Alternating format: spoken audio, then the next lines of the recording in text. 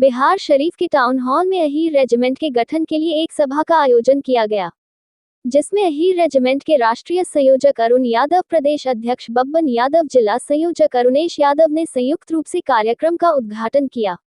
इस मौके पर उन्होंने कहा कि अहीर रेजिमेंट बननी ही चाहिए, क्योंकि अहीर रेजिमेंट हमारा हक है।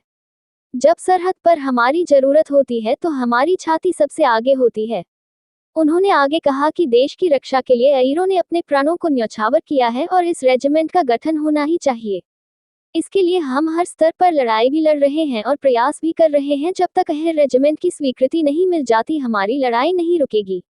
उन्होंने आगे कहा कि वर्षों से चली आ रही अहीर रेजिमेंट की मांग को लेकर आज हम सब यहाँ नालंदा में एकत्रित हुए हैं। ये हमारी सामाजिक एकता को प्रदर्शित करता है। हमें अपने नौजवानों और आने वाली पीढ़ी के लिए एक उदाहरण प्रस्तुत करना है और जो देश सेवा के लिए तत्पर है उनके लिए उचित मंच उपलब्ध कराना है। आगामी लोकसभा चुनाव को लेकर भी अहीर रेजिमेंट के संयोजक ने सीधे तौर पर कहा कि जो अहीर रेजिमेंट का गठन करेगा, हम वोट उसी को देंगे। बाइट अरुण यादव, राष्ट्रीय संयोजक। बाइट अरुणेश यादव, जिला संयोजक। अहीर रेजिमेंट है क्या और इससे क्या फायदे हैं अगर सरकार गठन भी करती है तो?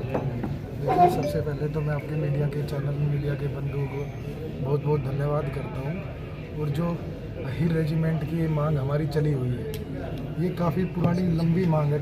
तकरीबन 100 साल इस मांग को चलते चलते करीबन 100 साल हो चुके हैं। और अब इस मांग को लेकर 2018 से लगातार गुरुग्राम हरियाणा खिड़की-डोला में अनिश्चितकालीन धरना चला हुआ है, जिस पर तकरीबन 10 से 20 लाख लोगों ने आकर अपना समर्थन दिया है। और अनेकों पार्टियों से लोगों ने आकर, चाहे आरजेडी से है, चाहे सपा से है, चाहे बीजेपी से है, कम से कम 25 से 30 मेंबर ऑफ पार्लियामेंट सांसदों ने भी आकर धरने पर अपना समर्थन दिया है। और लोकसभा में भी अनेकों बार ये आवाज़ें उठी है। चाहे मनोज झा जी की बात हो, जो अपने आरजेडी से, उन्होंने भी धरने को लेकर पार्लियामेंट में आवाज़ उठाई है अहीर रेजिमेंट को लेकर।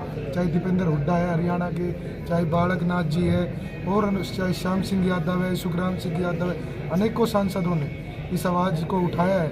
और अनेकों मंत्रियों ने, तकरीबन 100 से 150 एमएलए मंत्रियों ने इस चिट्ठी को लिखकर सरकार तक पहुँचाया है। और जब राहुल गांधी जी से हमारी मुलाकात हुई थी तो उन्होंने भी इस मुद्दे को उठाया था कि सेना नालंदा से आप आवाज़ उठाए हैं पहली बार। अहीर रेजिमेंट को लेकर जो आपने आवाज़ उठाया है, क्या लग रहा है आपको? नालंदा क्रांतिकारियों की धरती है।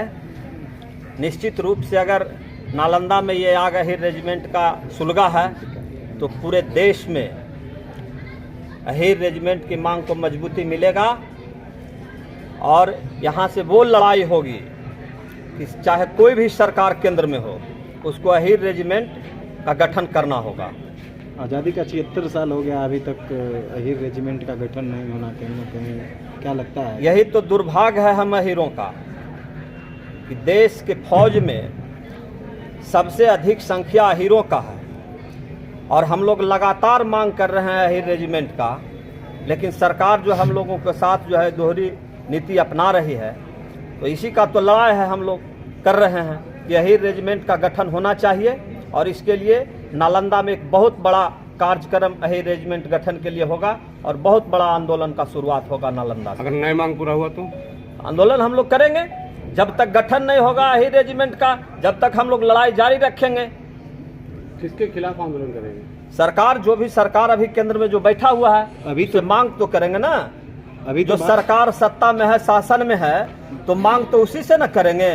तो अभी तो भाजपा की सरकार है, तो भाजपा की जिसकी सरकार है उससे मांग कर रहे हैं। लेकिन आज़ादी के 50 साल बाद तक कांग्रेस की भी सरकार रही है। लेकिन अब आज़ादी के पहले रहा, सरकार रहा, लेकिन अब हम लोग इसको तेजी लाए ना। मांग तो हम लोग पहले से भी कर रहे थे, आज भी मांग कर रहे हैं, आने वाला सरकार से भी मांग करेंगे हम लोग जब तक गठन नहीं होगा। जब तक ऐसा थोड़े कि भाजपा से मांगेंगे और आने वाला सरकार नहीं गठन करेगा तो हम अपना मांग को छोड़ देंगे। 2024 में चुनाव है, इसके लिए क्या करना चाहते हैं? चुनाव होगा जो 2024 में, जो तो हम चुनाव होना है, होगा चुनाव, हमारा मांग जारी रहेगा। ठीक। आप लोग संपूर्ण हिंदुस्तान में सबसे ज़्यादा अगर सेना में जातिवार की बात की जाए तो अहीरों की संख्या। अब अगर इस पर उदारता की बात हो तो सबसे जाति रहने के बाद भी हमारा रेजिमेंट नहीं है, जबकि 1 दर्जन नाम से है। राजपूत रेजिमेंट है, उसके बाद गोरखा रेजिमेंट है, असम रेजिमेंट है, कई रेजिमेंट है। सबसे ज़्यादा हम भी हैं, सबसे ज़्यादा हम शहीद भी होते हैं, सबसे ज़्यादा ईमानदारी पूर्वक लड़ते भी हैं, सबसे ज़्यादा बलिदान भी होते हैं। उसके बाद भी हमारी मांगें नहीं मानी जाती है। इसीलिए लोगों में चेतना जगा। ये नालंदा की बात नहीं है, बिहार की बात नहीं है, बल्कि संपूर्ण हिंदुस्तान की बात है। और हिंदुस्तान के अंदर गांवों से ये आवाज़ उठा कि जब हमारे बच्चे, हमारे नौजवान अगर बलिदान होते हैं तो मेरा रेजिमेंट क्यों नहीं, इसी के लिए मांग रखते हैं। सर, लोकसभा चुनाव आने वाला है, इसको ये राजनीतिक बातें क्यों करते हैं? इसको लोकसभा से क्या मतलब है? सेना लड़ता है, सेना स्वाभिमान की लड़ाई का मांग करता है, हमको किसी दल से मतलब नहीं है। लेकिन सेना के नाम पर तो वोट मांगा जाता है भाजपा द्वारा। हम लोग सेना के नाम पर वोट की बात नहीं करते हैं। हम लोग सम्मान और स्वाभिमान की, जब देश को हम सुरक्षित रख सकते हैं तो हमारा भी नाम का और जात का सुरक्षा होना चाहिए और सम्मान बढ़ाना चाहिए। इसमें राजनीति बातें बंद कीजिए।